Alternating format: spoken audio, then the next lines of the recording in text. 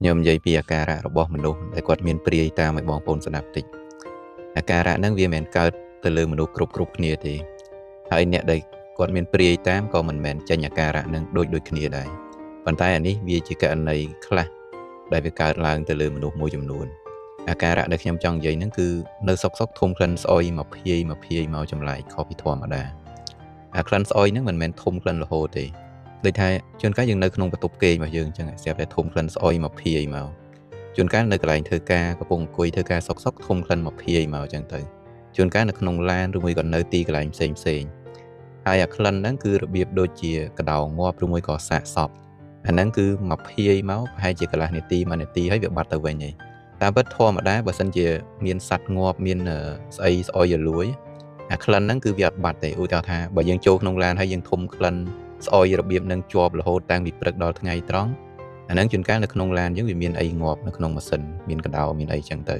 ហើយនៅក្នុងបន្ទប់ក៏អញ្ចឹងដែរឧទាហរណ៍ថាយើងចូលបន្ទប់គេងរបស់យើងហ្នឹងវាធំក្លិនស្អុយរហូត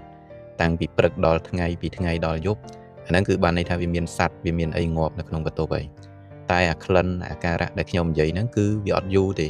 គ្រាន់តែថាមកភាយមកហើយវាបាត់ទៅវិញដោយខ្លួនឯងអត់មានអ្នកណាគេធ្វើអីទេអាហ្នឹងគឺវាកើតឡើងដោយសារតែពពួកវិញ្ញាណពួកខ្មោចពួកព្រាយហ្នឹងឯងហើយអ្នកខ្លះទៀតគឺធំក្លិនភាយដែរប៉ុន្តែអារបៀបដូចជាក្លិនបរិយស្លឹកសកែ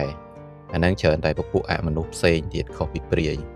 ហើយអាការៈដែលកើតឡើងមកលើមនុស្សទាំងអស់ហ្នឹងអ្នកខ្លះគាត់អាចចាប់អារម្មណ៍សម្គាល់ដឹងថាវាប្លែកខុសពីប្រក្រតីប៉ុន្តែអ្នកខ្លះគាត់អត់បានចាប់អារម្មណ៍ទេគាត់ទៅជាគិតថាក្លិនហ្នឹងគឺកើតឡើងពីស្អីងាប់នៅជុំវិញខ្លួនគាត់អាហ្នឹងតាមពិតមិនមែនទេហើយបើអ្នកដែលចេះចាប់អារម្មណ៍អាហ្នឹង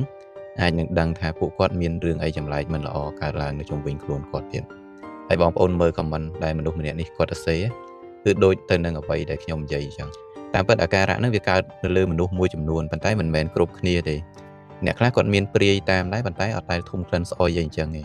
ហើយប្រហែលជាមួយឆ្នាំមុនខ្ញុំធ្លាប់ជួបបងប្រុសម្នាក់តែគាត់ធ្លាប់មានម្ដាយត្រូវអំពើគាត់និយាយប្រាប់ខ្ញុំគាត់ថាអង្ការពីម្ដាយគាត់នៅរស់អ្នកដែលនៅចិត្តខ្លួនគាត់គឺធំក្លិនស្អុយរបៀបដូចសាកសពចឹងហើយអាក្លិនស្អុយហ្នឹងគឺកើតឡើងដោយសារតែពពួកព្រាយដែលគេប្រើមកតាមផ្លូវមន្តអាគមនឹងឯងអញ្ចឹងអ្វីដែលខ្ញុំនិយាយនៅក្នុងវីដេអូនេះបងប្អូនអាចកត់ចំណាំទុកដោយខ្លួនឯងបានហើយបើសួរថាពេលដែលយើងជួបអាការៈបែបហ្នឹងយើងត្រូវដោះស្រាយរបៀបម៉េចទី1គឺស្រោចទឹកការស្រោចទឹកគឺអាចដេញពពួកវិញ្ញាណពួកខ្មោចព្រាយហ្នឹងឲ្យចេញពីខ្លួនយើងបានម្ដងម្កាល